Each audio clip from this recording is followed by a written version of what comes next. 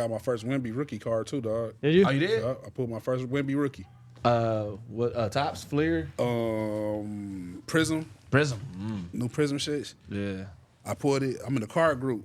And, I was trying to see what they were saying about it. Like, hey, what y'all think about this Wemby card? Motherfuckers got my DM going crazy. I said, oh yeah. I said, oh. Nobody want to tell me what I have yet. That's why I was like, yeah, I'm gonna stay away from y'all. Dog, the card community is super shiesty. Yeah. Dog. It's a shiesty fucking place. It reminds me of selling drugs again. I feel like I'm back in the game, bro. It's very fucking shiesty, though. You got to be careful with who you talk to, who you do trades with. Niggas you will come across somebody who got a really good card that's worth a lot of money, but the quality of the card, they'll trade you a shitty quality card, and you'll be thinking you got a gem, and it's not. Like something wrong with the corners, it can be off-centered and shit like that. You got to get shit PSA. I was gonna say that's when you get shit. You gotta have if you're gonna trade with somebody, you gotta make sure it's already. Yeah, you gotta be careful, dog. And I'm relearning that shit. I knew it before, right? But I haven't been collecting cards since a long time. Yeah, so you gotta make sure it's graded. Like, oh yeah, bro, I gotta be careful with some of these niggas. Yeah, because I know you could take them and get them graded, or you send them in to get graded and then they get sent back. Yeah, he wild, bro. He look at this. Nah. But look at this. What? Bro wasn't even a part of it. And hit him and punched him. And like, bro, what? Oh wow, that's mad disrespectful. That was crazy. If that ain't T, I don't know what it is. Right, bro, he wasn't even a part of it. But no foul. Oh, why are you calling for a foul? Nobody touched you. Oh, he got to be out, bro. Get out of here, bro. You should be a double T. Get out of here. You tripped the motherfucker, then you complain to the ref because you missed a shot? Well, I don't think they gave him a tech for that complaint. I want to start doing card content too, though. Oh yeah, I want to start the page. Yeah. I'm gonna start doing. All you gotta do is get one of them stands. You can put your phone over the top of it and put the ring light. I want to get me a backdrop. Flagrant penalty 1. Yeah. And I want to start doing rips. People do rips. They buy boxes and they open them up on live and shit.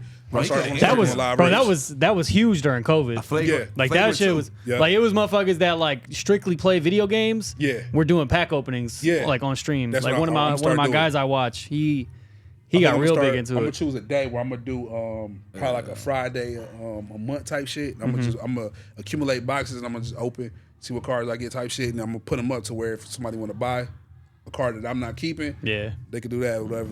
Yeah, I know my homie who cuts my hair. He's not big into it, but he has a bunch of cards. But he's got some like he was showing me the one day I went by his crib. He was like, he had like a fucking 10 out of 10 Griffey type shit. Like he was like, I could probably sell this for a couple G's if I wanted to. He was like, I'm just holding on to it. Oh, he already got it graded? Yeah. That's the big thing. I just got my first graded card. I got a John Morant. And I got the I ain't got it back yet. I got the John Morant with Dolph in it. I got that one. Oh, okay. You sit that off? That's one of my favorite cards in my collection. That's one of the hardest cards ever I've seen, bro. I got the Mark Jackson with the Menendez. I feel like I never looked at other basketball. Like you just have never looked at cards. Nah, that card made me start looking at everybody's backgrounds. But then I also looked into other cards with that kind of like shit going on. Yeah. And I found out it was a Mark Jackson card with the Menendez brothers in the background. Oh yeah. I got that one. I got the Mark Jackson. Yep. The one where they're at the Knicks game? Yeah. That's crazy. Yeah. So that's a whole other kind of group of niggas. Like how cards they got these. But bro, that's like a famous ass picture though. The John Morant Dolph card made me start looking into that. So it's a couple cards out there. It's a card out there with it's a Patrick Ewing with Jerry Seinfeld. I'm trying to get it's a Jordan with Madonna in the background. A Jordan card with Madonna in it. What else? It's a couple of them. It's a Shaq card with who the fuck? It's a Shaq card with somebody in the background, but it's a couple of them I got on the list that I'm in. But I got the Mark Jackson one already. So that's a goal of mine. I want to be on the background of somebody's card. Background of a John. You fuck around in. That just reminded me of that. That just reminded me of that one dude who they was trying to give him life. I can't hear for murdering somebody or something. I can't remember what it was for. And the card got him off. No, it wasn't a card. He was on. You know the show Curb Your Enthusiasm? Yeah. He was at the Dodgers game when they were shooting it. And I was like, and they proved that he was literally there with his daughter or whatever at the game. Yeah. So it proved that he couldn't have murdered the person at the time that it happened because he was at the fucking Dodger game. He was on camera on the TV show in the crowd when they was filming the show. Yeah. I was like, dog, that's crazy of a story. That's crazy. But man. Them big cards. Them big cards. Yeah. Bro, they literally contacted literally contacted Larry David and was like, because he was like, bro, he was like, he was walking down the fucking stairs at the stadium shooting him while he's sitting in his seat because he had a corner seat. You could see him clear as day. You could see him clear as day. He got saved by him. Like, bro, I owe you my life. Bro. Because I remember when that came out, everybody was like, this is a Curb Your Enthusiasm episode. Yeah. This is literally an episode that could be on Curb Your Enthusiasm. Yeah, it was wild. Because with Larry David. I remember because I'm like, bro, just can you imagine? They had everything against dog. He couldn't, like, he was just, he was cooked. He was 10 toes down, and they just kept trying to convince him that he did this shit. And he was like, bro, if it wasn't for that show, I was going to jail for the rest of my life for some shit I ain't do. It's gonna be done. It was wild. It's like, y'all couldn't just look at the, like, why they couldn't look at the Dodger game? Like, y'all could look at any camera at the Facts. If y'all wanted to. I think the show made him be like, all right, we gotta let this nigga off. Right. Like, for real. Because they probably seen that clip already. It's just like, we ain't gonna let this one down. This nigga that live dog on right HBO. there. Yep. Yeah. This nigga live on HBO, bro. We can't lay this down. Yeah, bro. That is crazy. Yeah, bro. Crazy. But hey, man, welcome back to Off the Clock Sports Podcast, the podcast where the game begins and ends. I'm your host, Young Deuces. With me, as always, I got my man Bergie Streets. Let's go. And I got my man Jake Exclusive. Yes, sir. And we gonna talk some playoff shit, man. Like I said, right now we watching this Knicks versus Sixers game. And be doing dirty shit. Yeah, we got niggas in the kneecap. we got the playoffs. We got the NFL draft today. Oh yeah, Definitely. yeah, Yes, sir. Draft. That's getting ready to start. Actually, it's getting ready to start. It's probably going on right now, low key. Yep. But Can we put? Is there any way you could put the? If board up he would have or to probably. anything? Oh, if he goes to ESPN, he might be able to, or just go to a website. Yeah. Is it on ESPN? Yeah, should be. it'll definitely be on there, like Alright, a draft tracker for sure. Just the NFL draft tracker, I'm sure. I was just seeing if they are. If not, you know, Twitter be having the picks 10 minutes early and shit. Oh, of course they do. Oh, Steph Curry. Okay, we gonna. I'm gonna wait. That's part of the something we're gonna talk about. There it is. Yep, it's on there. So nothing happened yet. Nothing happened yet. It's literally just started at 7:00, and you know it'd be taking like 45 minutes for that first pick to happen. Like we don't know what the Bears is finna do and shit. They finna take Joe Right. Alt, But, left tackle. Let's start off with our Bucks, man. So Indiana ties up 1-1, and you know, like always, sports media acting like it's the end of the Bucks, Yeah. and shit like that. But let's talk about it. On that game? How did you guys feel about that game? Shit, we gotta talk about both games. Game 1 was cracking. Yeah. Oh yeah, Obviously, we didn't talk Yeah. about either games because the We didn't series get hadn't to. started yet since Yep. we went live. Yeah, so game one. Game one Dame was Dame. Game 1 was Dame time for sure. Definitely. Dame was doing Definitely. Dame shit. Well, the man. first half was Dame time. The game was over at definitely. first. So half. this is why I feel I like that. Even with the loss, I didn't feel a type of way about the loss, right? Because with the win, when you watch that game 1, we had a horrible third quarter. Yeah. Horrible third quarter. Yet we still won in extreme fashion. And Med was doing his thing. Bobby was doing his thing. Yeah. Fucking Pat Bev was going crazy. Yeah. And so this is what I said. I was like, even with a horrible third quarter, no Giannis, Dame going crazy, setting the tone in first quarter, I said the likelihood of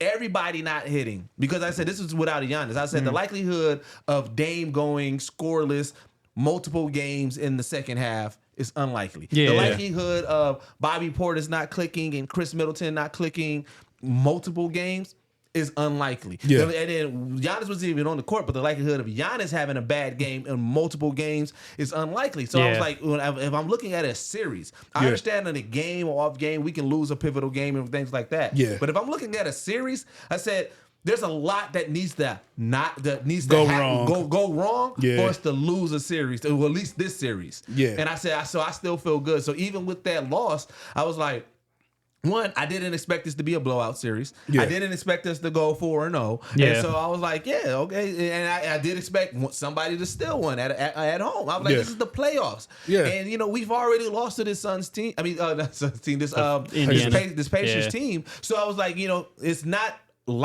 unlikely for them to beat us. It's not like, oh, we should be beating them. It's like that they've had our numbers. So I was like, to me, I'm still in a good spot. Yeah. We're 1-1. It's still anybody's game. I originally had Bucks in 6, so I'm I think okay. we both said Bucks in 6 for sure. Yeah. It was easily just a tale of two completely different games played by Indiana, low key. Facts. Game 1, Indiana couldn't buy a bucket to save their lives. Adjustments. Indiana made 9 3-pointers in game 1 the whole game. They had like 12 or 13 at halftime. And like Deuce said though, like he said about us, like the likelihood of them having bad games, you know what I'm saying? Sure. For sure. Every fucking game is not like, let's be serious here. You know what I'm saying? So I would say like, and also, and a lot of Bucks fans probably don't want to hear this, but it was the truth. I watched the entire game. Rick Carlisle outcoached Doc Rivers that whole game. Rick Carlisle figured out the one thing that the Pacers can do better than the Bucks: press and run. Yep. That's what they did all fucking game. Yeah. The Bucks couldn't get the ball two dribbles up the court before they had a dude in their chest. Yeah. Yeah. I mean, constantly Middleton and Dame were constantly pressured. Yeah. Bringing the ball up the court, which it fucked our offensive rotation up. And I would say that's the one piece where we were missing Giannis, because they're not gonna be able to do that with Giannis. Because Giannis, they'll just lie that bitch to Giannis. He's dunking in 2 steps. Yeah.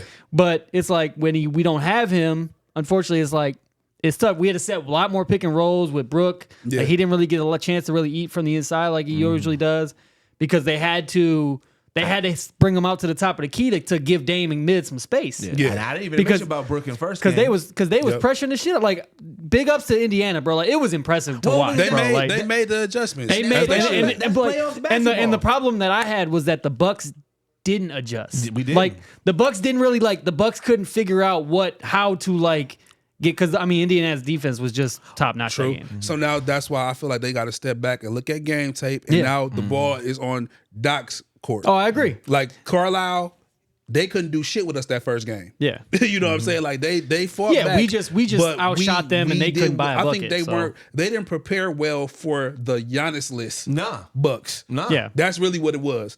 And now they got to watch game tape and see, okay, this is how it is when Giannis isn't on court. I think they made all the right adjustments. Yeah. So now Doc has to make the adjustments of, okay, Giannis-less Bucks, and then also factor in these niggas like the press, like the run.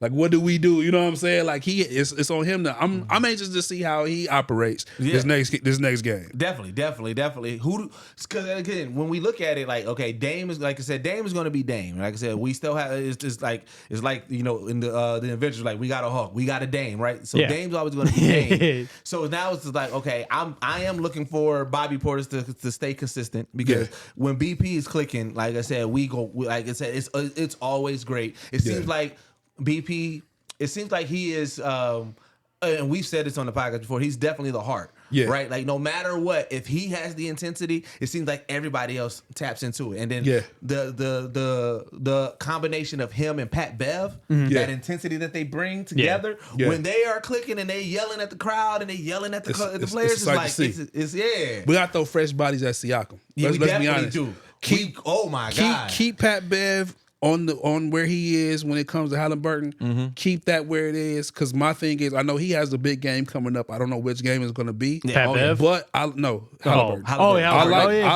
I like Bev on him. You know what I'm saying? I want them to keep that matchup, keep that energy, keep that pest-like feeling on him, because he's doing stuff to him. Yeah. You know what I'm saying? Like, keep Pat Bev on him, let Pat Bev be him, which is the shit talking, the touchy feely that doesn't get called. Yeah. You know what I'm saying? Keep that energy on him. But Siakam, we need fresh bodies. I said we get some of these young boys in here. Let's throw everybody. You know what I'm saying? Yeah, Siakam had that game that you were talking about. And I was watching, I'm like, granted, we have Dame Lillard. Siakam was head and shoulders the best player on the court that whole game. Oh, yeah. Yes. It wasn't even close. But that was the thing that, again, when you game plan for a playoff series, again, there's a couple of factors outside of just having scoring and defense, right? Yeah. You got to be, like I said, you got to make the adjustments, right? Yeah. Game to game, you got to make adjustments. Yeah. The people who really, like the teams who really win, are able to also make adjustments during the game on the fly, right?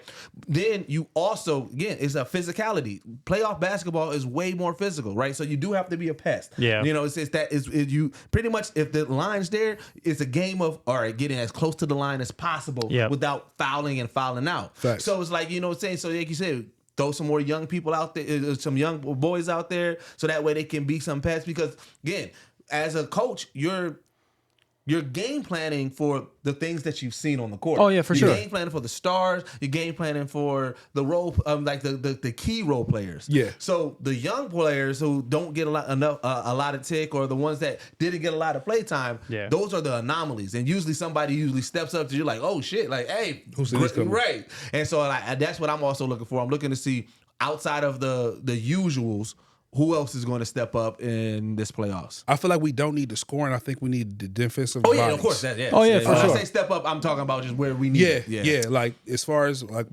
we're stepping up, we all agree in that. But my thing is, I feel like we need to step up to stop. Oh yeah. Scoring absolutely. only. If we can have one of these young guys, whether it be Marjan or Jackson, I'm looking at them too. Like, okay, what are y'all ready to do? Mm-hmm. You know what I'm saying? Like we gotta.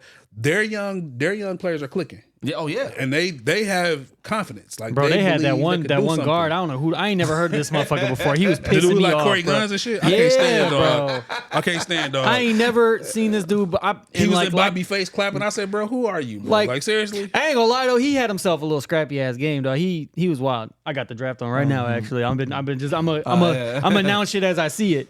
Because obviously we got the game going, we got all the shit that we got going on. So I know. I'm gonna keep us posted here. I'm not gonna unless we get some crazy shit going on.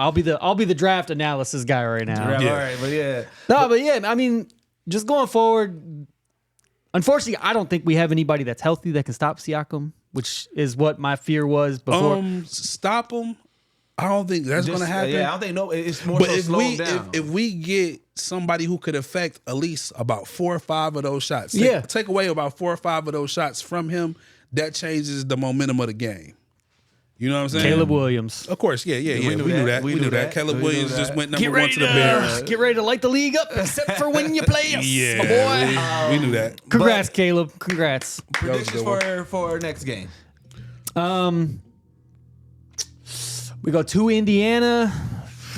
Do we still first game or do we still second game? Because I gotta still we definitely gotta still a game. So it's either we still in the first one or the I don't second think one. there should be. If Indiana wins, it would be them stealing the game. I don't think we. Well, we should. should. We're talking about still in their house. In their house. Yeah. It'll be stealing if we win. It is. I saw the betting line. Indiana is favored by 5.5. I saw obviously because it's no Giannis, possibly no Middleton. We were waiting on hear updates on that too. Yeah. I ain't gonna hold you though. It's gonna be tough. It's gonna be tough. It's gonna be tough. It depends on what kind of team shows We gonna up. have to. I'm not saying we need Dame to go 35 in the first half again, but he gonna have to score 30 something this whole series. Because even like I said, that game, the first game, that was pretty much Dame's game. Like everybody else was clicking and everything like that. I'm hoping we get one of those Bobby Portis games. Yeah, one of those Bobby Portis games where he goes crazy. I agree. And so with that, and I know it's going to happen at some point. So I'm calling Game 3 is going to be the Bobby Portis game. Where Dame's going to be Dame. We're going to count for that, but this is going to be a game that I hope and that I'm banking on Bobby to really go crazy on in regards to that. So definitely, I got to steal a game 3. Game 3. I could see us going. I could see us getting Game 3. I feel like the Pacers are feeling themselves, and I think I'm hoping that whole conversation that Tyrese Halliburton had, we're calling our fan base basically calling us trash. Yeah. I'm hoping the team is seeing that, and I seen what Bobby said about Halliburton and how they're front runners. When everything's going good, they talking shit. When everything's going bad, they're quiet. I'm hoping that they take all of that energy and transfer it on court. You know what's funny? Bobby Portis is like, he's meeting them at that. Like, he's like, y'all talking, right? Dame been trying to OG them so much. Like, to the Pacers, like, yo, hey, y'all cooking cool. Like, yo, don't get ahead and stuff. And these niggas ain't listening. Nah. At some point, Dame gonna be like, all right, fuck it. I think game one was his all right, fuck it. I think he was like, look, y'all forgot who I am. Y'all talking shit. Y'all don't know who I am, though. Yeah. Nah, man. I think I know we didn't put it on our docket, but I do kind of want to talk about this whole Tyrese Halliburton thing. It's like, bro, do you just not like being from Wisconsin, bro? Because it's kind of weird. Like, you from here, but you calling our fans. Of course they're not going to root for you. No. Like, what do you mean, bro? Why do you think they're going? Every time the Bucks put a bucket in, when Bobby was getting his and ones and shit, the crowd was hype as fuck. You know what? They're not going to root for you. You are the op. You are the enemy. It's really a case of feeling yourself, because you got to think about it this way, right? There's the teams, pretty much the teams to beat for the past 3 years have been Boston, have been us, have been Denver. Yeah. Who else gonna throw in there? Because there's one more. But it just in general, right? So any team who beats that team, they're going to feel it, right? Yeah. And granted, like I said, Tyrese Halliburton, he's from here, we know how we are here. Yeah. We gonna talk cash. Yeah, definitely. So like I get what he's doing, but it's still just like, bro, chill out, bro. No, I think my thing with him and my issue with him is if you're gonna be the villain and you're gonna embrace it, when you get that energy back, you have to embrace that also. Embrace it, bro. You've taken on the villain. Ever since even the Vegas shit. Yeah. You know what I'm saying? Like you tapping your wrist and no, you embraced being a villain. So take what comes with.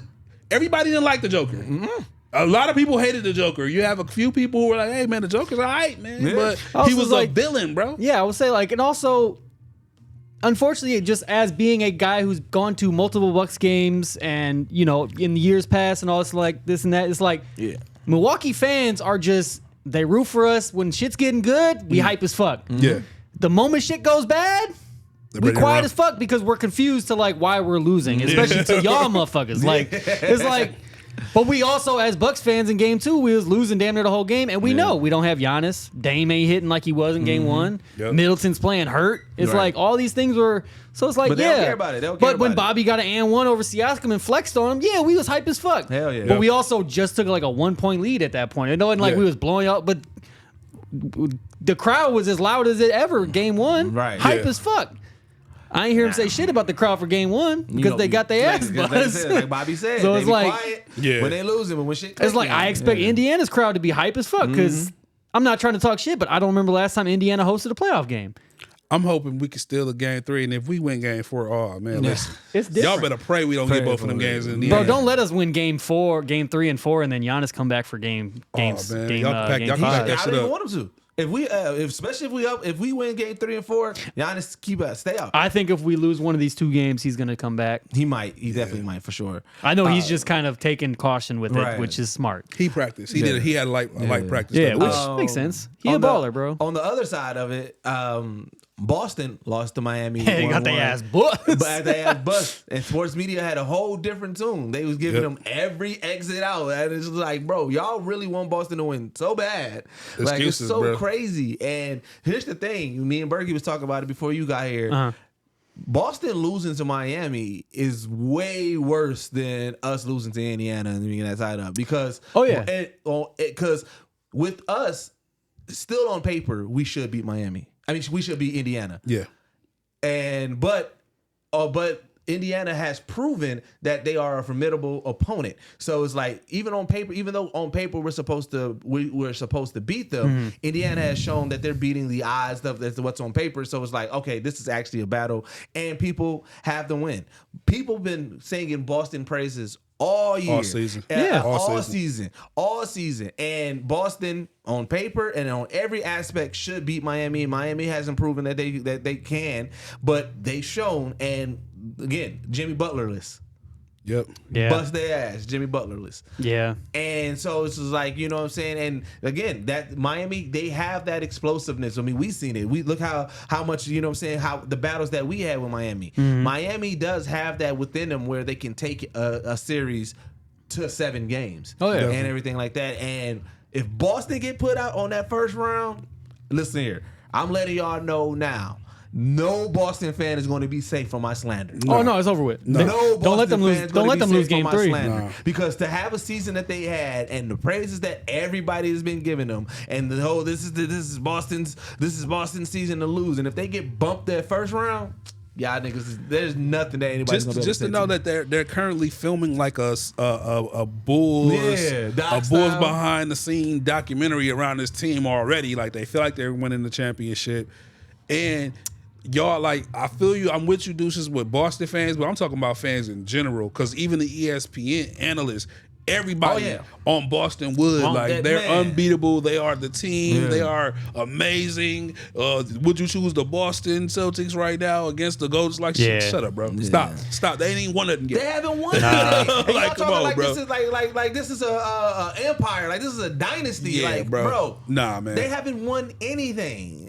And you know, I'm about to get on a quick rant real quick. And this is not just this is just the hate for the Bucks and the players that we have, because and I said this way back, but like I was in a conversation with somebody and they was like, yeah, man, Giannis getting injured, and then like they was like, but Embiid, you know what I'm saying, if Philly pulled this out, man, we might have to start talking again about Embiid over Giannis. And I said, in what aspect? I said, I'm tired of this, because I said, if we're looking at stat versus stat, Giannis is beating Embiid. If we're looking at game, like team versus team, and the games that they played, the Bucks have had Sixers numbers. Now it's been back and forth, but the Bucks is still better. If we're looking at their individual performances during those games, outside of assists, Giannis beats Embiid in every stat. And if we're talking hardware and individual awards, Giannis is beating Embiid. So in what aspect is Embiid better than Giannis? Embiid too soft to even compare to Giannis, bro. That's how I look at it. And Embiid is a good player. He's a good player. Fuck with I hate that conversation. So but bro soft. Yeah, so even with Boston, I'm like, I get it. They've been cooking, they had cooked. But again, how is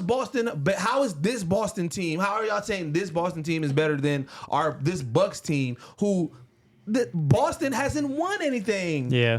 To say that, it's mind boggling to me. And it's, again, and like I said, Boston, they got some like Jason Tatum is a legit player. You know what I'm saying? Like they have players over there that I'm like, I would want to root for. But again, what I've been saying all season, y'all be putting too much sauce on shit. That make me hate these niggas though.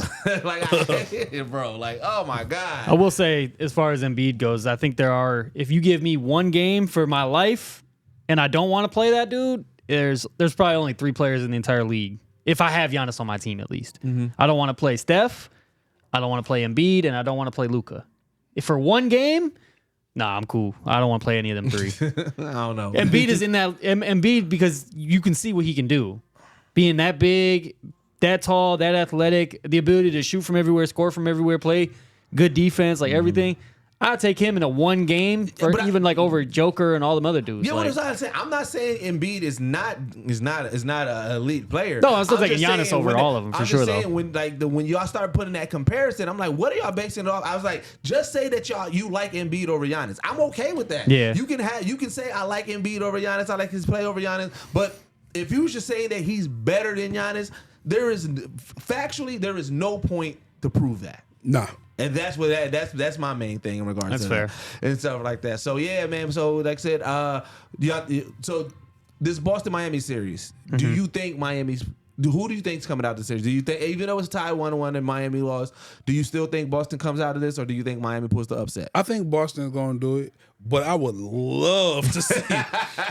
Listen to me. I would love to see an upset just so I can see the analysts moonwalk on what they've been saying all season. I would love to see it. Man. I want to see the kind of talk they've been giving the Bucks during regular season losses done to Boston for their playoff exit. Yeah, if they do lose, like for real, like they trash us just for like regular season losses, bro. So imagine what they doing to us now. Yeah, you know what I'm saying. So I want to see that kind of energy applied to the Boston Celtics, because right now there's nothing being said about their loss. I was gonna say because I remember when I woke up like it was Christmas morning. I'm like, I need to see what these niggas is gonna say about this. Yeah, and nothing. Yeah, because I remember when Doc got hired, I think we lost like our first 2 or 3 games with him as our head coach. And you swore we was the trashiest team in the league, bro.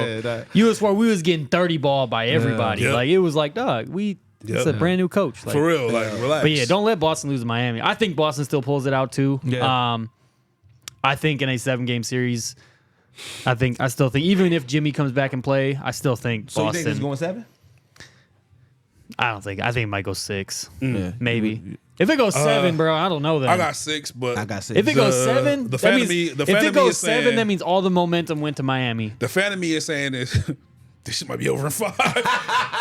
Like really watching basketball, it should be over in 5. Yeah, it should be over in 5. It should be over in 5. It definitely should be over in 5. But I want to say I'm gonna give Miami probably another one to say 6. Yeah. Yep. All right. And I'm gonna interrupt. I'm gonna do this throughout the episode because like I said, I'm the draft analyst guy tonight. Washington Commanders selected Jaden Daniels, quarterback out of LSU, the Heisman Trophy winner with their second pick in the draft. I mean, obviously, we can get into the draft talk as we're done talking. But I'm just, as the picks go on, I'm going to announce them. Cool. Another QB, which ain't surprising. And Patriots are on the clock, and the pick is in according to ESPN. So we're going to see. So right now, Phoenix is down 2-0. It's over with. Phoenix is down 2-0. The brooms is out. Yeah, the brooms is getting Dunzo. out. The brooms is Now I was listening to, I forgot what I listened to, but they since KD has left Steph, he has not been out the first round. The curse. He has not been out the first round. But also, and this is Well, no, that ain't true. That ain't true. that is right. You're right. It's not true. That's true. It's not true. No, because they'll say because he Brooklyn. Second round hasn't been out because that was second round. We put him out, right? Yeah, because then No. we played That was second the round. Eastern Conference Finals. No, because we played Atlanta in the Eastern Conference Finals. Did we? Oh, yeah. Yeah. Okay, yeah. You're right. You're right. We You're played Brooklyn and then we yeah, played yeah, Atlanta. right. Yeah, you're right. But they were saying it was like, okay, when you think about the trajectory of where KD was going, he was going to be a top 20 player. If they get bounced out of this, and this is another winless, ringless season, what does that do for KD's legacy? Well, let's be honest. Will KD get bumped out of? No, KD is still cemented. Even though, of course, I would love to just kick him while he's down right now. Yeah, of course. But if we're gonna be honest, KD is still K fucking D. You know what I'm saying? Like, we can't take that away from him, bro. It's just that he's been making bad team choices. He's on his LeBron shit. He's trying to be a GM and he's just losing that battle. Like, his partnering up skills might not be the best. Definitely. You know what I'm saying? Like, I think he's choosing the wrong teams, the wrong players to partner up with. Now imagine if he'd have went to this New York team. They would have still got Brunson. Yeah. And he'd have been there. That would have been crazy. If he'd have chose to go to that the would have Knicks, been crazy. Yeah, We'll be having a whole they got different him 11. conversation. I was gonna say he's at least a top 15, top 12 player all time. who? KD. KD. They got him at 11. Yeah. Yeah. Let's see. Let's go down. This is through Well, this is complex.com. Oh, So never mind. Fuck that. I was just trying to see who would be technically in the top 20 the top 20 NBA players. I'm gonna give me a ESPN sound and shit like da da da da. But because right now in the league, who is on the trajectory, like, so KD, he was on that trajectory of being, top 10, top 20, whatever like that, right? And, we still have him in regards to that. Right now in the league, who are we seeing to be the new, like, because Steph is on his way out, LeBron's on his way out, KD got a few, probably good 4 or 5, maybe 6 more years left in him, maybe If a little that. bit more. I don't even know if he's got that many. So the new leaders of the new school. who's the new leaders of the new school? Ja, SGA, An Ant. Ant-Man. Oh, I shouldn't. Why I say Ja first? Fucking Ant-Man. Bro. So I'm sorry. Jordan has to get a DNA test, bro. For real, bro. Jordan He has to, bro. For real, bro. But all right, we'll get into it when we talk about the game. One quick question. So let's say, okay, so like right now, Giannis got one ring, right? Yep. Let's say we win this one, and then let's say next year we win another one. So Giannis got 3. So that puts him over KD with rings. Yeah. Yep. Does he honestly, does he surpass KD? Low key, I might be ready to put, if he wins another one, I feel like I might be putting him past KD. Okay, that's me though, right. because I'm when rings are already involved, I start looking at the backstory. I start looking at how a person got there. I look at how hard it was. You know what I'm saying? Like, KD, let's be honest, he won them rings on a team that you could have inserted fucking Ruben Boomshay, and he would have been getting a fucking ring. Like, I feel like even though I don't want to take too much away from KD, he carried that team too, though. Yeah, he did. You know what I'm saying? I was gonna say. What about Joker? You got Joker over KD? Or no? Right now, no. But we might be having that conversation if Denver get another. In another 5-10 years. That's the thing. There's a lot of players that potentially, like with KD getting bumped out. If he gets bumped out, there's a lot of players that right now are on the trajectory to surpass KD. I don't think so. It's not a lot of them. But what about Embiid? You got Embiid over KD? No. Nah. Okay. Yeah, nah. If we're talking all-time career, people I forget. Granted, I'm we talk shit about KD with his ring chase, and he still was an enigma when he came into the league. He's won an MVP. He's a fucking certified bucket. If he never dealt with any injuries, he'd be the all-time leading scorer. Definitely. Just because of his longevity. I think he could surpass LeBron if he didn't deal with all his injuries. What about Luka? You got Luka? Not right now. Potential. Okay. Sure, potential, but I would say Luka's been in the year. Luka gonna need. He's only been in the league like 4 years. KD's been in the league like 14 to make years. It easier, and I'll let you get your point out. To make it easier, think about it this: what players right now do you have on track to surpass KD? But we'll get your point out first. What we think on that? I think Luka probably got to get in that championship talk. Okay. Before we can really officially put him in that kind of Yeah, because it's like, that's tough. Because it's like, yeah, there's, I don't know. I don't want to like downplay KD. I'm not downplaying KD. I'm just saying people that are on the current rise. It's tough to think because it's like the two that we said that right now is on the current that can potentially pass is Giannis and Joker. That's the two that we've all kind of agreed on right now. Yeah, possibly. Anybody else? I would say Giannis is almost a for sure. If if his career keeps going the way it is, I would say Giannis for sure. Yeah. Joker would be close. I feel like. Yeah. It also it depends. I mean, it depends on how the success he keeps having in his career. It also depends on if he wants to keep fucking playing basketball because he don't want to fucking hoop. He just wants to. He just shows up. Change it. So right now, let's say. So right now, not for Joker. Not for Joker. So if Joker gets two, it doesn't change anything. Because KD's got two, don't he? Yeah. But that's what I'm saying. If Giannis get the second KD's one, got two and an MVPs just like Joker does. So if Giannis get the second one, do you put him over it or not yet? Not yet. So do you need the three? Now this year would give Joker 3 MVPs though if he wins this year, right? Yeah, give him 3 MVPs, but two championships. If he wins another championship, he has 3 MVPs and 2 rings. I feel like that puts him in the conversation. It puts him in the conversation. That's true. Okay, that's true. Like, yeah. I also think Luka should win MVP. For saying. So you made a face, so go ahead and do your updates. Drake May, quarterback, North Carolina, 3rd overall pick to the Patriots, which a lot of people figured that. Yeah. It's cool to see. Hopefully, Jared Mayo can mold him. Jr. And then the 4th pick just came in, Marvin Harrison Jr. That's you. That's the face. That's the face. I saw that. Arizona Cardinals got Marvin Harrison Jr. with the 4th overall pick. I was wondering if Arizona going to trade out of that spot. That's what I was curious. Yeah. I'm kind of hyped for watching Kyler and Marvin Harrison do work. Yeah. I'm hearing things about that Kyler situation though. I've been on dog for like 3 years, low key. Yeah. Marvin Harrison. Have you been hearing about the situation with Kyler Murray? I'm hearing things about that though. Oh yeah, I don't know. They might give him one more year. We might not see that matchup. That's the rumors are saying. Yeah. I know we're not going to get into NFL talk, but it's like I've been hearing some conspiracy theories too about this draft. That's kind of nuts. That kind of affects this green and gold I got on. Yeah. All right. So another Lakers lose again. Lose again. So big brooms. This is the one that we all agreed on that this is the definite broom. Oh yeah. Lakers have lost 10 games straight. No, well, not straight, but 10 games against the Nuggets. Against the Nuggets. Oh yeah. They haven't beat the Nuggets in 10 games, and this team. And what's crazy is when you say 10 games, people may think, 10 games in like 4 years. No, 10 games in like 16 months. Yeah. Meaning that this team, you face the same. Y'all team, cannot fuck with them. The same players 10 times, and they beat you 10 times. Yeah. Y'all cannot fuck with them. Is it time to blow up this Laker team?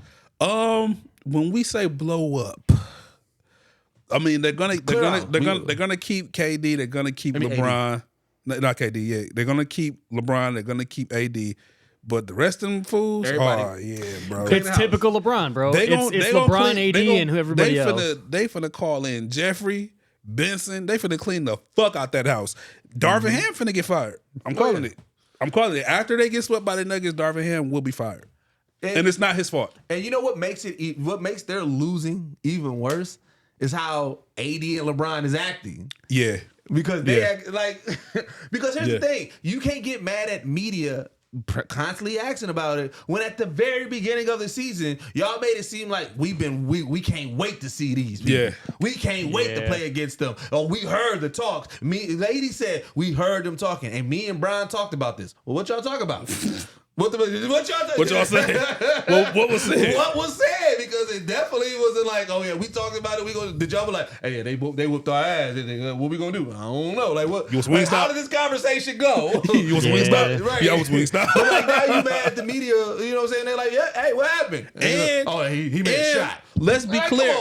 Let's be clear. The media is also handling them with kid gloves too. They are being really nice about the Laker L's, man. And the way they act makes it even more funnier to me. And here's the thing. I know y'all gonna get tired of us talking about it, but it's because y'all take our off-season losers and y'all make it like everything's over. Here we have the heralded Lakers that y'all talk about losing 10 times to a team, and it's nothing. Yep. With the GOAT that y'all constantly talk about, it's like, bro, and I get it. He's old, and we're seeing it on there and everything like that. Listen here, this year, if you know me and Bergie, we actually been the lightest on Bron out of all seasons. I feel bad for the nigga, but I've been waiting to have listen. I got 4 clips. I got one in the head for y'all, and I got plenty clips in my pocket. I've been waiting for a Laker fan to come at me crazy. Quiet, everybody mute. Nobody wants to talk. Nobody wants to talk. But when the Bucks lose, people come out and y'all trash. I know bro, they peek their head out and then run back in the house. People at us. Yeah. People legit. People look for us. Hey, well, it was your Bucks though. Yeah. Where was you at whole season? Yeah. Like, bro, like get out of here, bro. Yeah, Laker fans on suicide watch. I will say, I mean, let's be clear. Let's be honest though. I mean, Lakers ain't been better than Denver for 3 seasons now, so it's like no, that's not. True. But granted, losing 10 games in a row against them is kind of wild. When the other person on the other side of that bar is the self-proclaimed king, and it's not interesting, that's the thing. And then also, y'all also been bigging up this whole thing. Like I sat back and watched how. Don't get me wrong, I agree. What he's been doing at his age is amazing. Oh, absolutely. I agree. But the way that other fans and how people talk about it, but then when he loses, oh man, LeBron's old. Y'all been saying that all season. Right. Yeah. It's like you pick a side. Is it he amazing because he old or is he old? Yeah. That's what it's gonna be. You gotta pick a side. Like which one is it? Don't get me wrong. Here's the thing. You can say he's amazing, and when he loses, you can be like, damn, like you know what I'm saying, be upset. But don't try to use the excuse the thing that you are praising him for, you can't use as an excuse. As an excuse. Yeah, that's true. You can't do both. I agree. That's why I still think regardless of like I think people are take advantage of like the moment that we're living in. Mm-hmm. Like they don't think about the moment. Like the shit LeBron is really doing is like honestly one of the most athletic things in the history of like sports. In all the sports. Because not only to be at the age and the longevity that he's played with, because he's been playing professional basketball since he was 18. Mm-hmm. Like it's like it's nuts. And then it also comes down to where it's like fucking he's what 40, 39? Mm-hmm. And all the minutes that he didn't clock and like to play basketball, like pro basketball is one of the hardest sports to play, and that longevity. And to do it. But I granted, like unfortunately, he does bring. It's 2 things. It's the media with LeBron because it's how he's been his whole career, and he's playing in LA, the biggest sports market in the world. So it's like it's tough. And you know what it could be, and then again, second, I think New York. You know what it could be, and because they put so much sauce on it, it makes people go against it. LeBron, more people could look at LeBron how people look at Tyson. Where Tyson is like, bro, he old, but it's like, hey, but he Tyson though. And when you see him spar and you see him train, you like, yo, that's crazy. I look at LeBron like that. Vicious. Yeah, I look at LeBron like that. But I'm saying more people would because the media makes LeBron be such an easy villain to a lot of people because of how much sauce they put on everything. Okay, and that's what I think it is. I think it is. I think most of LeBron's hate comes from a lot of the media. Oh, for sure. You know what I'm saying? It's all the media. LeBron is one of the most respected players in NBA history when it comes to his peers. It's just the media tears him apart anytime he does something small. Mm-hmm. So it's like if he loses all those series, but it's like people also were like, bro, you realize winning NBA championships is not like fucking easy. Like it's like it's the same thing with football. It's like Tom Brady got all them rings. It's like, bro, he's not the standard. He's a fucking anomaly. Right. Yeah. Like that shit's not supposed to happen, bro. Aaron Rodgers has 1, and we've been waiting for him to get another one for us forever, and it never happened. So it's like it just goes to show how special that like a lot of shit the gotta shit go in is your with favor, LeBron. Man, hell yeah. So so we still watching this Knicks Philly game. Yes, sir. It's close one. It's a close one. Yeah, I'll say 52-51 currently. It's a super New physical York battle, but the Knicks are up 2-0. Yep. And man, like I said, I'm rooting for the Knicks because I like the story. I like the story. You've been on them. Like I think I've said that every time you bring them up. Yeah. It's like you've been on them for the whole season. Yeah, for sure, because I like the story. They cooking. I like their players and everything like that. I would like to see the Knicks go deep in the playoffs. I would love for them. So again, Philly, one of our rivals, and you know what I'm saying. You guys heard me talk about Embiid. I would love for Philly to get swept as well. Oh yeah, for sure. I would love for them to get swept. Yeah, there's certain teams that I really have never liked. Philly's always been one of them, so I'm always cool when they get put out. And you know what's funny? The tides change with Philly I'm trying to think. When did I stop liking Philly? I stopped liking Philly in 2001 when the Bucks should have went to the finals. When the refs fucked us over against Philly in the finals because they wanted to see the Lakers versus AI. You know what? And I stopped liking Philly for a petty reason. And I was a kid. I was 10 years old. The petty reason, and I realized, I guess I just never been an Embiid fan. I hate I hate that process. Trust the process. I hate that whole thing around that. I hate everything. It was marketing. I wasn't mad at it. It was marketing. I didn't like. No. So when we were last episode, we went over like nicknames and stuff like that. I just thought that was I didn't buy into the name. The process. I was like, this is a trash ass name. This sounds like an NBA 2K storyline. I kind of liked it. I kind of liked it. I didn't like that it lasted like a decade. Yeah. Mm-hmm. I think my thing is I officially became y'all op when the James Harden and Giannis situation started. That definitely solidified. When he starts saying that all Giannis could do is run and dunk stuff, and I'm just like, so Giannis can play basketball? No, like, what do you mean? Like, are you familiar with Shaquille O'Neal? Like, definitely, yeah. Like, what? So he can dominate? That's what you're saying? Like, yeah. Ever since then, I kind of been off of Philly. It's like that's how basketball was played forever up until within like the last 15, 20 years when people really started shooting. Yeah. Right. Okay, you missed a triple double, but let's talk about efficiency ratings because you ain't. Like, yeah. If we talking 1v1, you are what you doing. Your triple double is not as efficient as what Giannis is bringing to the Bucks. Yeah, Giannis's triple double is 36, 16, and 12 on 65% shooting. Right. And your shit is you got 41, 13, and 13 on shooting fucking 12 of 42. Yeah, it's crazy, bro. For real. So like, and fucking 20 of 21 from the free throw line. Clippers Mavericks 1-1. This series has been really exciting. It's definitely been excited. Clippers Mavs, Kawhi versus Luka has been fun to watch. Man. Which also Kawhi ain't been looking like Kawhi from Toronto days in a while. Yeah. So you know what I'm saying, to see Kawhi cook like that, I was like, okay, that was nice to see him back at it. But I think that this is going to be a dogfight. This is definitely going to be a dogfight. It's just one of the series where I'm looking at like it could definitely. Out of all of them, if you're thinking like it's kind of that one is the most, it could go either way to me. Definitely. You know, like if I had to choose, I still feel good about choices on certain series, but that one I think I'm most unsure. Yeah. That's fair. Because like it's like for real, like you look at the teams, they're really. I didn't realize how evenly matched they were until I watched the first game, and I was just like comparing players, and I'm just like, damn, almost down to the 7 men on the bench for each team. Like you go 7 to the 7th man, you're just like, damn, that's a good matchup. That's a good matchup. That's a good matchup. Oh, that's a good matchup. Like, oh shit, you know what I'm saying? Like really looking at Dallas and the Clippers is like, it's a very good series. But if you're looking on paper, the Clippers are supposed to win this series. On paper, the Clippers on paper based on legacy, yeah, for sure. However, when I'm thinking about gameplay and I'm looking at it, the reason why I got the Mavs with the slight edge is that I'm anticipating and expecting a James Harden meltdown game. Right, and I think that this series is going to come down to somebody stealing a game that they were supposed to lose, I think that's going to be that James Harden meltdown game where the Mavs steal it and then put them up. You know what? I was thinking that until I really stepped back and I looked at his stats for this year.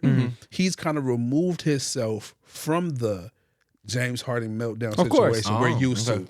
He's more of a passer now. No, yeah, he's definitely more of a facilitator. He's distributing the ball more this season. So he's kind of a big game from James Harden on the Clippers is more so a 20-point game. Yeah. Oh yeah. Now we're used to the James Harden games of damn Dante. Was that White Dante? I couldn't see who it was on, but damn White Dante, bro. He didn't had himself a season, he should have been in that 6-man conversation. I agree. But the James Harden meltdown. He's kind of removed himself from that and made it on other people now, because he's more of a facilitator now. A James Harden giving you 17 is a big thing now. He's passing the ball more. Okay. Well then, hey. I'm gonna say more so. So you more leaning with Clippers on this one. I want to, but I'm also a huge that Luka and Kyrie tandem. It's nasty. It's a deadly tandem, and when they going, it's hard to stop them. Yeah. And honestly, on defense, the Clippers' defense, especially when Kawhi is not on the floor, is very sometimey. You know what I'm saying? Like they don't have anybody that matches his defensive energy. And when he's on the floor, that wingspan, those that long hands, he's different when it comes to that. They missed him on defense for sure. So seeing him out there, that changes it for me. It can go either way for me. It's hard for me to choose. That's the series where it's very hard for me to choose. But on paper, it should be the Clippers. It should be the Clippers. Now I know you're definitely Mavericks. Oh yeah, for sure. I picked them to win. Yeah, I think I picked them to win in 6. Yeah. Ah man, so that's this has been a good series already. So watching that, Cavs Magic, Cavs up 2. Yep, Cavs are up 2-0. Cavs are up 2-0. I know I haven't seen a score up yet. Actually, this dunk was nasty. Let's go, White Dante. White Dante. White Tay. God damn, Orlando.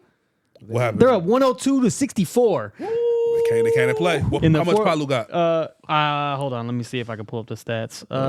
They came to play, man. They down 2-0. You got to do something. Paolo's got 31. You don't want to go down 3-0. You don't want to go down 3-0. Young boy with 31 in the playoffs. He's nice, bro. Let's go.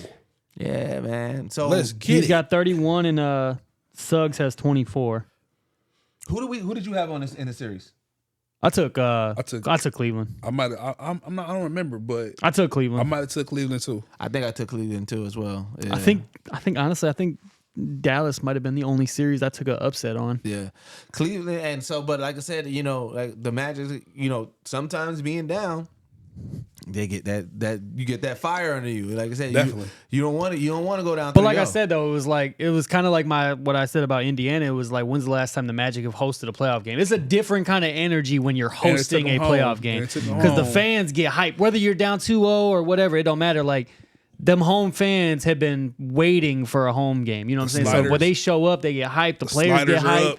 It's just different. I mean, it's like when the Bucks were down bad and all of a sudden we got Giannis and we started making a chance to get to the playoffs. It's like the city all of a sudden throws up. You know what I'm saying? It's different when you have a chance to host a playoff game. It's like all the other sports. It's different when it's in your home stadium. So usually, I mean, we saw it as during the Bucks, during the playoff runs and shit like that. It was like the year we won the ship. It was like Milwaukee was lit. Man. Every game, win or lose, we was lit.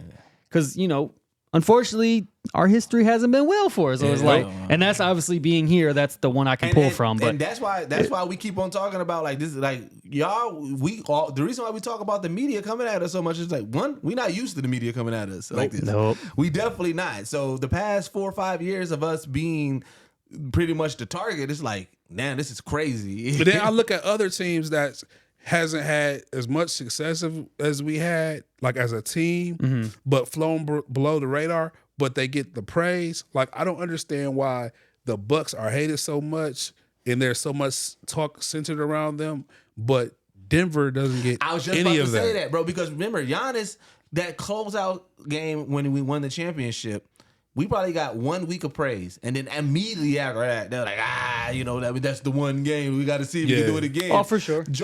I will say but Denver won, and it was just like even the year after we won, we wasn't slated to be like, it wasn't unanimous across sports media that we was going to win again. No, I know that. I know we were the favorites to win the next season too. But I've heard our ring didn't count. Yeah, I saw. Yeah, we were. Yeah. I've heard our ring didn't count because the Bucks had it was like their whole roster were coming. We were coming back with the same team. Yeah, so that's why we were favored. We were coming back with the same team. That's how it was for Denver too. I've heard that our ring didn't matter. Like it's literally fan bases out there that call the 2021 ring.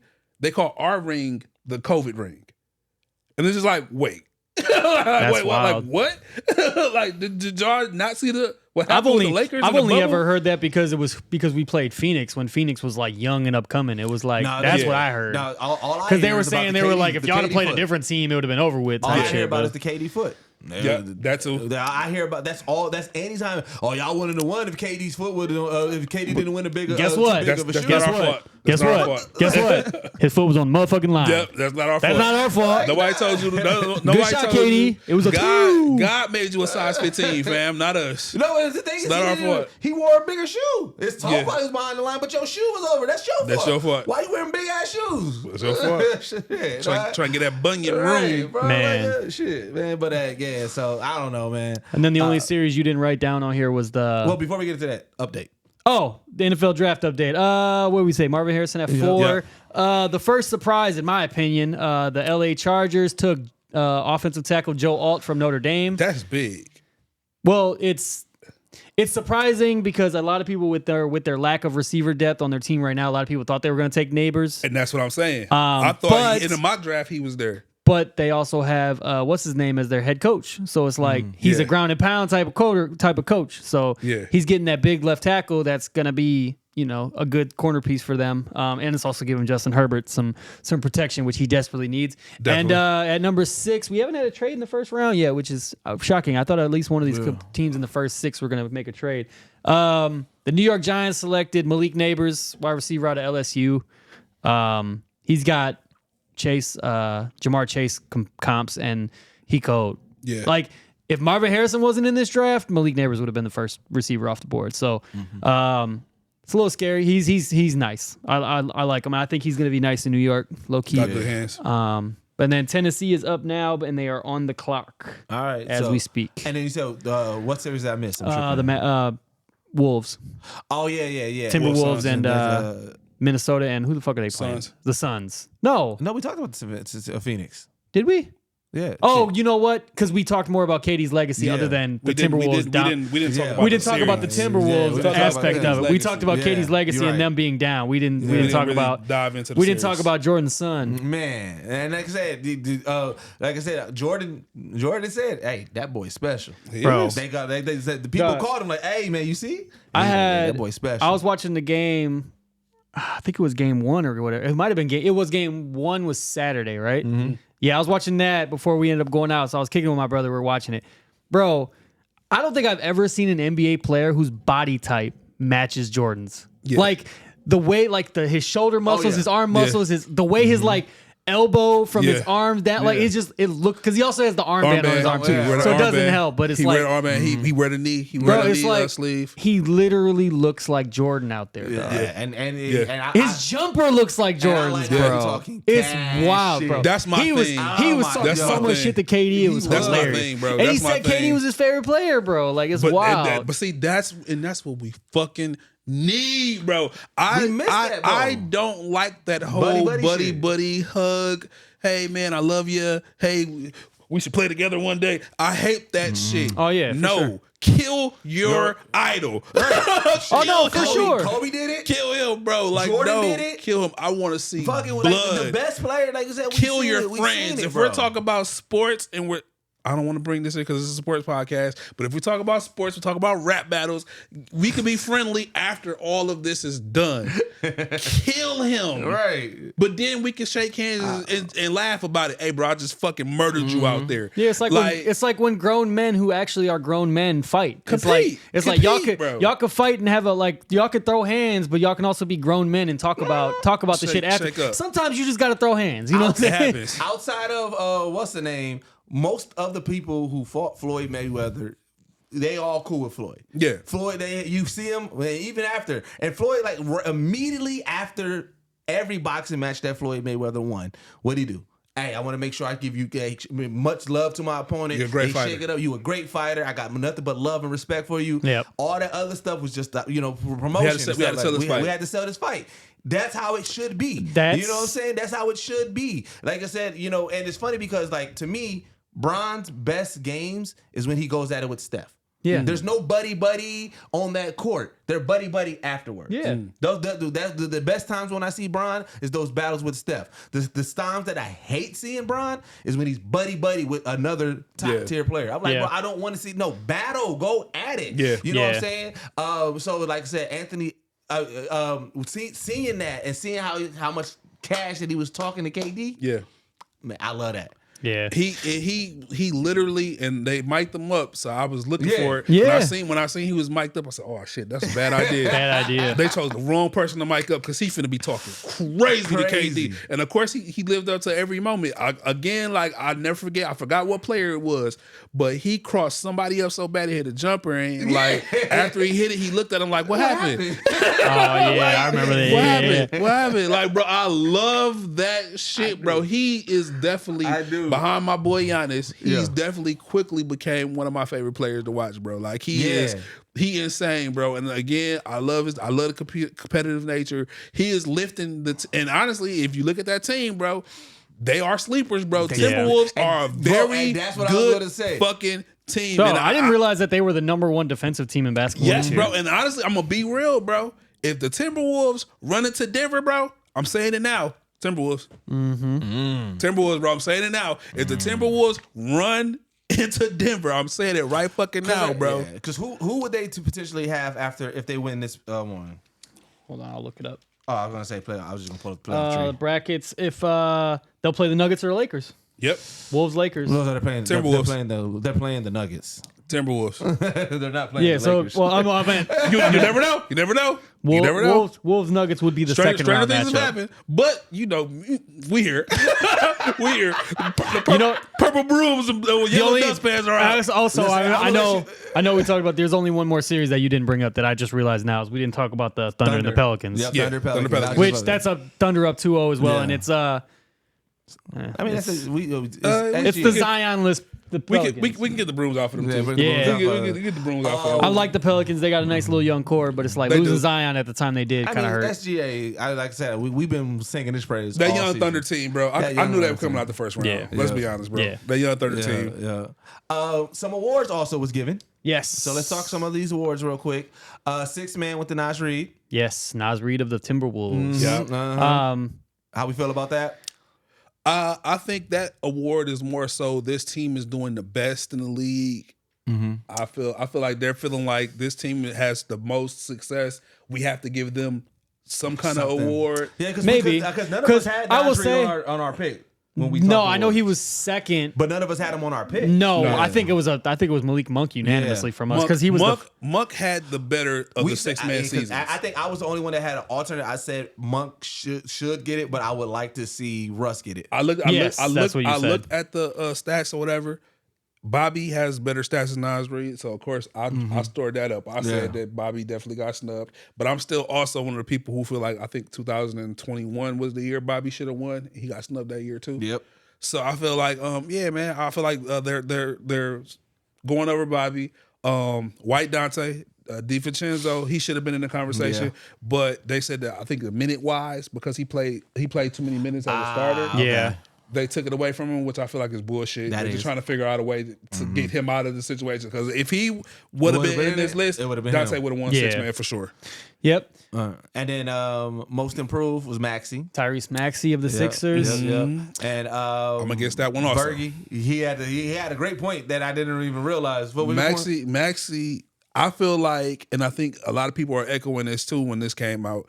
He averaged over 20. If you want to look that up real quick, what he averaged last season, I think Maxey averaged, I believe, about 20. Maybe 18 at the least. I feel like 20 or 18, you should not be getting most improved. I feel like you were a big part of the team last year, so it's like you must improve is crazy to me. Where's his yearly stats? It should be this, right? No.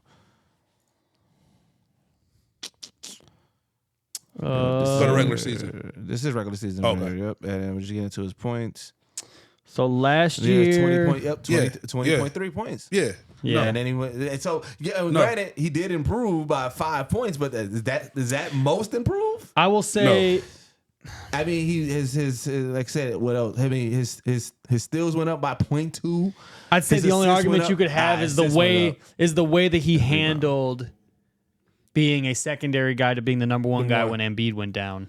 I think that was because he literally was like the star of that team. I feel like he's being who he is. Maxey has always been that kind of Maxey's player. Maxey, yeah. I feel like if you remove the best player on the team, the person who's the second option is gonna first option. Yeah, that's fair.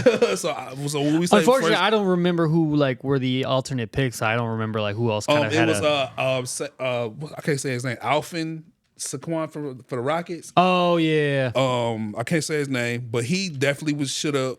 He was up there. And Kobe White. Kobe White. Yeah, that's right. I had Kobe White. Yeah. Not because of that amazing game he had, because he definitely went the fuck off. But in my mind, I said Kobe White, but a lot of people are arguing it was Saquon from Houston. But I don't think Maxey should have won this award. I really don't. I feel like most improved is crazy if you average 20. We didn't hit our first NFL draft craziness going on right there. Pick number 8. Well, we got to do pick number 7. The Tennessee Titans select J.C. Latham, tackle from Alabama, who my homie Boomer is pissed because he wanted the Packers to get him. But apparently he was like a fucking second team. I think he was second team All-American, first team All-SEC with Bama. So good pick for him. And then the big shock right now, the first round, Atlanta Falcons at 8. Select Michael Penix Jr., quarterback out of Washington. They just signed Kirk Cousins. They did. Crazy. It's like, but I get that. I get it though. It's got to be. It has to be. They didn't want him. They think he's a project. They don't think he's NFL ready. They're gonna give him a couple. Like they're gonna let him. They're going to do what Michael Penix, what the Packers do with Jordan Love. Yeah. let Cousins coach him up. Let him sit. Let him learn. Let him put him in a slow cooker. And then when he cooker. comes, because you know what? Granted, it's not. I think it's a formula that works. Unfortunately, it's hard to do it. The idea of drafting a quarterback and expecting him to come in day one and be that dude is it ain't. That's lightning in a bottle. It doesn't really ever work out that way. It doesn't always work. Because some instances it does. And which I'm surprised that recency bias isn't affecting these teams to think that, because Pat Mahomes is lightning in a bottle. Well, no, because he didn't start his rookie year. Right, he sat behind Alex Smith a year. Yeah. So like I can't think of. I mean, Trevor Lawrence has had a okay career. Yep. Yeah. But he ain't been. He was drafted to be like the best quarterback in the league by this time of his career already. I mean, a lot of these guys. I mean, Joe Burrow. He's been kind of that dude. Yeah. He had a rough rookie year, kind of, but he's been okay. But yeah, Michael Penix. I'm excited to see what he does. Like I said, I don't think he's going to. Obviously, he's going to sit behind Kirk Cousins. I get it though. That's actually pretty smart for them. And then also, I think it's also smart because it's probably the guy that they really wanted, but they know he's not ready yet. Right. Yep. But they probably see the talent and age being a factor for Kirk Cousins. Yeah. You know what I'm saying? And knowing and injury. Anything he just came off of tearing his Achilles too. Anything could happen. Yeah. We have our insurance. They're going to probably feel really good going into the season knowing that we have a young guy who we've seen and he's really good. He might not just be ready, but if we have to put him in, possibly we have something to work with. Yeah, we got something we can manage. Also, and then back to the NBA. It's not on our board, but it just happened literally while we were recording. NBA Clutch Player of the Year was awarded to Steph Curry. Oh, okay. So it wasn't. Okay. It was literally awarded as we were in the process of recording. I think we all had Steph on that one. Yeah, no, I think so. Like, let's be fucking Steph Curry. I will say that award should be called the Steph Curry Award. I like it, especially how the way that their season ended and everything. Like Steph earned that like a motherfucker because. Over there in Golden State, he was the only one really like pushing to make shit happen. Yeah. And so shout out to my man Steph, man. Yeah. So big shout out to Steph. Yeah. But no, I count that as a JJ Redick stat like award because he's like he did a breakdown of I listened to his show. He did an episode where he basically was like a 25-minute video of where he broke down his vote because he has a vote. Yeah. He gets a vote for all these awards. Okay. And he broke down why he voted for who he voted for. Okay. And he's a very numbers motherfucker. Like if y'all ever watch that show with him and LeBron, like he's a numbers junkie even more than me. I don't watch this show. It's very numbers, very and he doesn't like. They just talk. Yeah. And so like because they know what they're talking about to each other. So it's kind of wild. Like you really got to know ball to understand what the fuck they talking about without being shown this shit. Yeah. So before we get into, Bergie brought up a really fun topic that we're going to get into. We got to talk about our results. Last week we talked about Robert Horry versus Chris Middleton. And so we took to the Twitter streets to ask about it. We did. And Twitter voted. And right now, we're the way it ended, we had Chris Middleton winning 60-40. 60%. Yes. So it wasn't a blowout. And, you know, like I said, it's just, who would you pick out here? Chris Middleton in their prime, Robert Horry in his prime, and everything like that. So that's where we ended out with that. And then that conversation did continue within our group chat. It did. In regards to that. And what I'm going to say is, I'll take the L, but I'm also going to say is we could take this conversation further and take it to different places. But my boy Middleton is involved with this. I'm not going to do that. I'm gonna leave it where it at. Middleton 60%, 40 for Ori. Cool. I'll take it. Fuck. I'm pissed. Talk about it. NFL Bears. Draft. Yeah. Chicago Bears with their second to 4 picks this entire draft they got. Select that's a big boy, Roma too. Dunze, wide receiver out of Washington. That's a big boy. It too. pisses me off, bro. They got a fucking squad. Bro, their receiver room is nasty. They bum ass got a squad. Their receiver room is disgusting, bro. They DJ Moore, Keenan Allen, and Roma Dunze, bro. That's nasty. They got a squad, bro. They bum asses is loading up, dog. They've been bummed so long, so I get it, bro. They deserve to load up. They deserve to load up. I'm about to go to Chicago this weekend. I can't believe too. they have 4 fucking picks and they got 2 crazy good picks. Cash shit today. Yeah. All right, so Bergie, you came up with this topic, man. So this is a really fun topic. And it kind of stemmed from our Robert Horry situation. But would you rather be a great player with no rings or an average player with rings? I'm gonna let Jake go first. You gonna let me go first? I want to hear this. Okay. Because I kind of put it in our little group chat where we were talking about. I kind of explained. Yeah. So it's tough. No, you got it. Because I personally, as a human being living on planet Earth in the United States, I would rather be the great player with no rings, because if I'm a great player, that comes with a paycheck. True. That comes with endorsements. It comes with fame. I mean, look at James Harden. He done built out a nice little bank account for himself. He's a weird motherfucker, but he done built a nice bank account for himself. And granted, in today's world, you can get that with rings, but also you could end up, no offense to James Jones, who got the same number. Well, LeBron has 1 more ring. Yeah. I think he's got 4. LeBron has 5, and James Jones has 4. But it's like, James Jones got 4 sitting on the bench while LeBron was winning rings for him. So it's like, he probably done built himself a decent little career for himself. But he never really played. But like Robert Horry, for instance, like we were talking about, he is 7-0 in the finals. But it's like, I don't remember the last time, other than me joking around about him not being a top 50 player, that anybody brought up Robert Horry. No disrespect. I loved you as a player, but it's like, you know what I'm saying? It's like people are going to remember James Harden forever. Yeah. People are going to remember Kyrie forever. Now, what you're saying about James Harden and Kyrie is, remember, that's a double-edged sword for both of them. Yeah, people are going to remember James Harden forever, and people are going to remember Kyrie Irving forever, but then you got to also be like, man, people going to remember James Harden forever. People going to remember Kyrie that's forever. True. Okay, that's a bad example. Okay, so to switch sports, because we didn't generate just to be in basketball. Yeah. No, Dan Marino. This is for everything. Dan Marino never won a ring. True. One of the greatest quarterbacks ever. True. Remembered forever. Never won a ring. True. Had himself a great career. I'd rather be Dan Marino than Trent Dilfer. How about that? Okay. So I'm no disrespect to Trent Dilfer. You good on sports, bro. And it's funny because Kendrick Perkins popped on the screen. And not Perk. No, wait, fuck Kendrick Perkins. No, we gotta go a day where we got one specific thing that Perk said that would irritate the shit out of me if I was an average player with rings. And it's that. But are you driving the bus? I was gonna say. When he said that did you wear the backpack or were you in the backpack? When he said that about KD.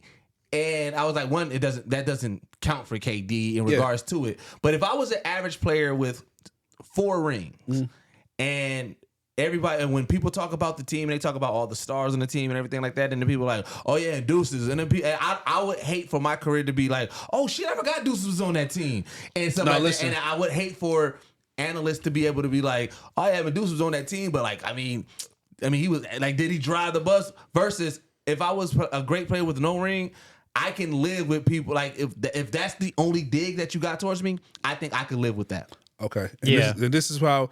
This is a part. This is halfway a part of my fuck Kendrick Perkins conversation. I'm gonna mix it all in. Watch me get in the kitchen. So with that being said, you're taking what Kendrick Perkins is saying, a nigga who never drove a bus. I know. He's literally got on and paid a fare. Every goddamn team. Average. Everywhere. He's always paid a fare. Yeah. So hearing a nigga who literally we might look up average player and his picture might be there. Right. Fucking Perk. You know what I'm saying? Like, he can't say that. I know he can't say that. You can't say that to Kevin Durant. But the fact that he did, that's fair. It would irritate me because exactly what you said, I'd be like, nigga, you in the same boat as me. How you gonna say that? But he shouldn't have said that about KD. But with that being said, Kevin Durant probably isn't gonna say anything because it's fucking Kendrick Perkins talking. True. You can't do that to me. Yeah, that's You've fair. never been in my shoes. You don't know what it feels like to be a Kevin Durant caliber. You never know what it feels like to be the number, except for when he was in high school, maybe. Also, I've carried you on my back. That's true.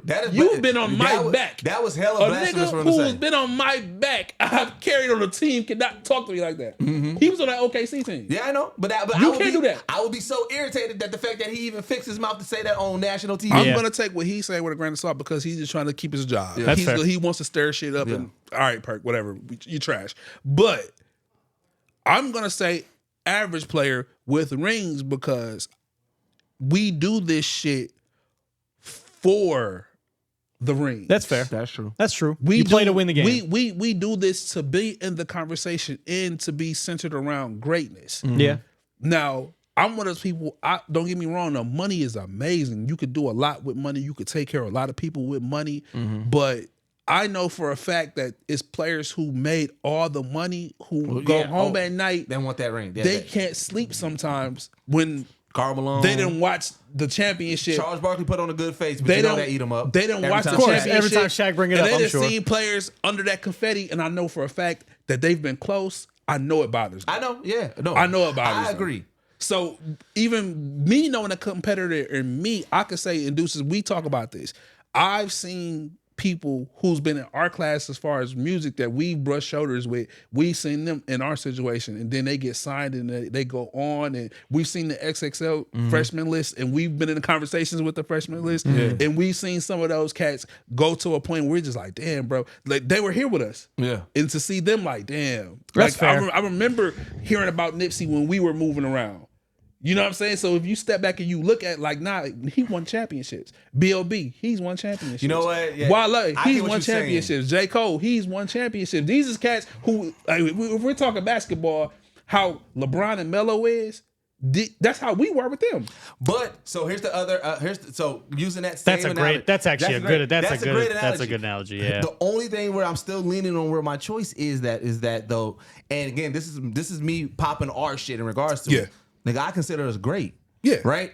Yeah. And even though we are great with, we didn't get that deal and everything like that, there's people in this industry that would say, nah, Streets and Young Deuces, them niggas like that. You know what I'm saying? Mickey Fax literally has said that. Like, hey, lyrically, like, nah, hey, Streets and Young Deuces is like that. B.O.B. has said that. Yeah. Fucking Big Crit. Like, we've had these conversations with people. And so I like, even though we didn't get the deal or quote unquote the ring, I'm still in a good place about our music career. I'm in a good place with it, but I'm saying, like, if we're talking about the players who actually done it, the money is cool. I know for a fact we get in this shit too. Yeah, for the love. Yeah. For the love and for the competition. That's fair. We've never operated on we just want to be friends with these dudes. We always operated on, if we get in the studio or we get on a song with y'all, we're going to sound better. We're going to do better than you. We're going to look better than you. You know what I'm saying? Like, when people step back, they're going to be like, who are these niggas? Yeah. You know what I'm saying? So when I say that, I'm looking at it as the competition and just knowing. I know the people who didn't get rings, the Barkleys, the Malones, or even the cats right now who ran into that LeBron train. Yeah. There's people, Melo. I know for a fact Melo can't sleep at night sometimes. Yeah. I know it. I'm Chris 100% sure that Melo feels like he should have won a championship ring. But you can look at players like a J.R. Smith. J.R. Smith is an average player to me. Yeah. He's made money. Yeah, that's true. He's made money, but guess what? He got his ring, he contributed for a Cleveland Cavalier team. That is true. He Yeah. contributed. He didn't drive the bus, but guess what? They don't fucking win that ring in Cleveland Without him. without J.R. fucking Smith. That's bro. true. That's good. I'll real quick- take that. That's fair. Real quick, I'll take I know I laugh when you said CP3 because they keep on pulling up his quote. Because that is the biggest flaw of his career, unfortunately, is that he's never won yet. Hold on, but they keep on pulling up his quote where after he got put out, he was like, I got a taste of playing in the that deep in the playoffs. Yeah. He was like, and now I got addicted to it. And everybody was saying, and congrats to CP3 for being 3 years 3 years sober. Oh, Lordy.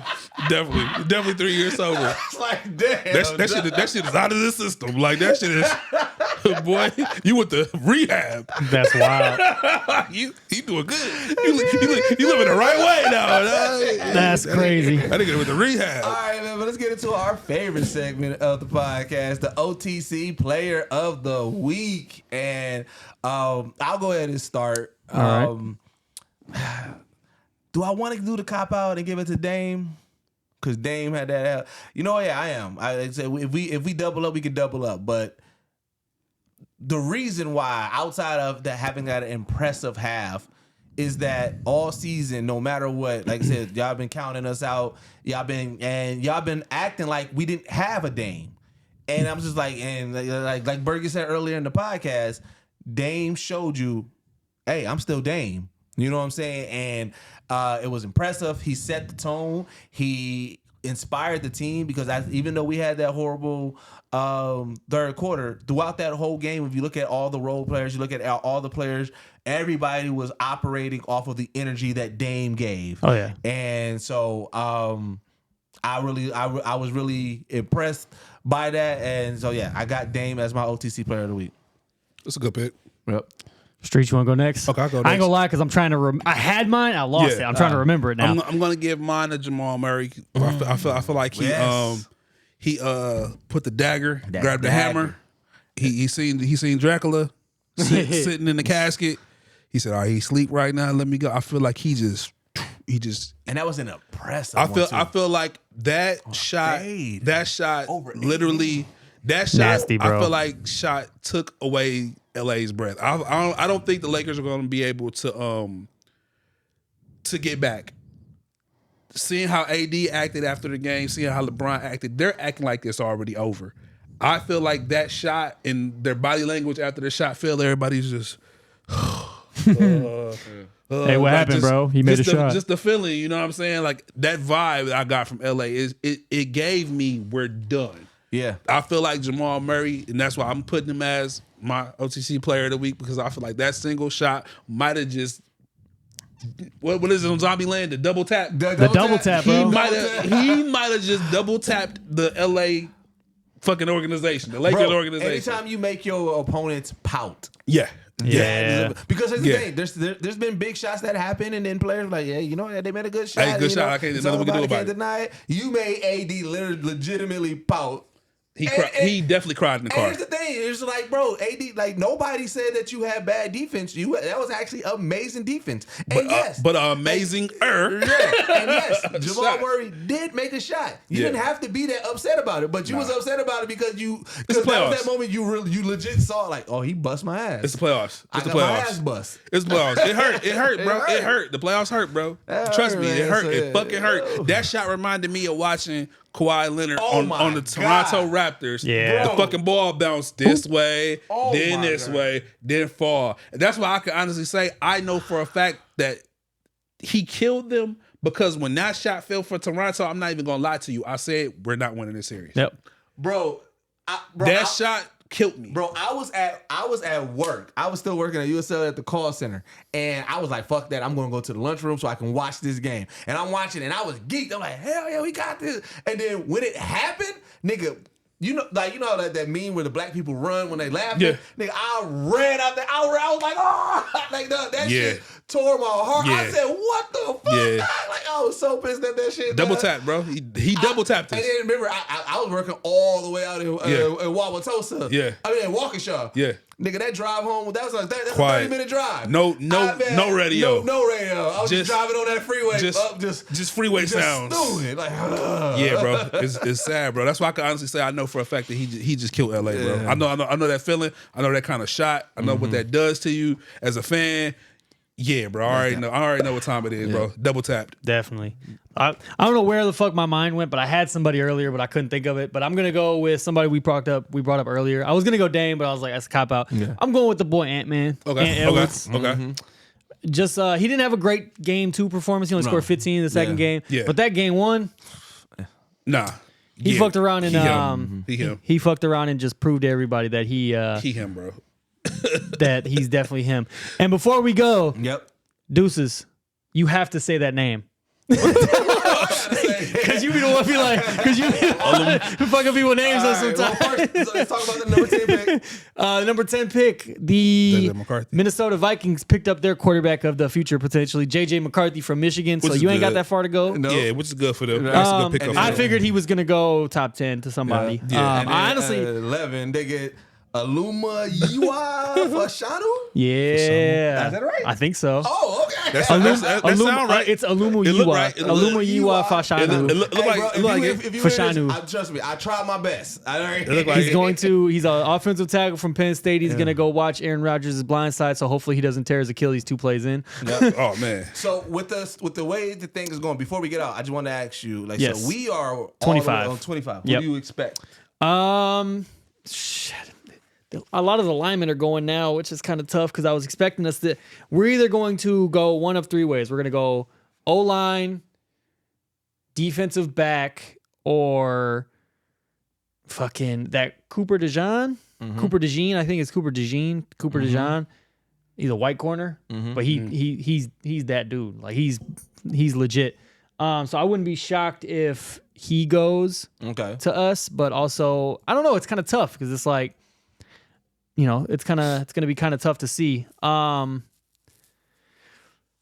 it's wild. Actually, I just realized that we are on the 12th pick in the first round, and not a single defensive player has been drafted yet. Nope.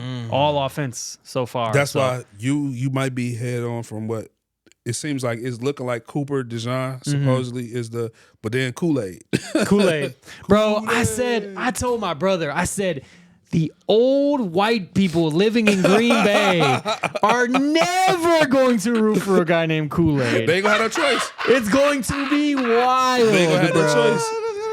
My brother was like, yeah, until he starts getting like 10 picks a season. I'm like, yeah. Hey, cool. Can you imagine? Oh my God. That would be a bro. A dude dressed up in a giant Kool-Aid jug, bro. If we get him and he's cooking, they definitely gonna do that. But honestly, I think we need to take a guy like Kool-Aid. It's either like because with our defensive scheme switching up, we're gonna need to bolster that secondary for sure. But but that's what I want to hear from y'all in the comments, man. Let us know one, how's your team doing in the playoffs? 2, how are you liking this current playoffs? Like I said, let us know where you're at with that. I also want to know, like I said, we can keep on talking about it, but we told y'all the stats of the Robert Horry versus Chris Middleton. Chime in, tap in on that again. Let me hear what you guys got to say about that. Also, with the draft. As this goes, let us know how your team fared out. I want to know how your team did in this draft. Let us know if you're excited about this season. Did they shit the bed? I just want to know, like, how are you guys feeling in regards to that? But as always, man, this is the place where the game begins and ends. I've been your host, Young Deuces. This has been my guy, Bergie Streets. So guys, Jake exclusive. Yes, sir. This is a Geek Set podcast. We got card content coming too. Card content coming soon. I got my first Wimby. Let's get it. My first Wimby. Yes, we're gonna I want to tie in the card content with the podcast too. So we got some stuff on them. We got some stuff coming, man. Let us know what type of what y'all let us know what you would like to see from this card content. Let's get that going. Let's get this community rocking, man. Let's get these comments going and everything. But as always, man, we are out. Peace.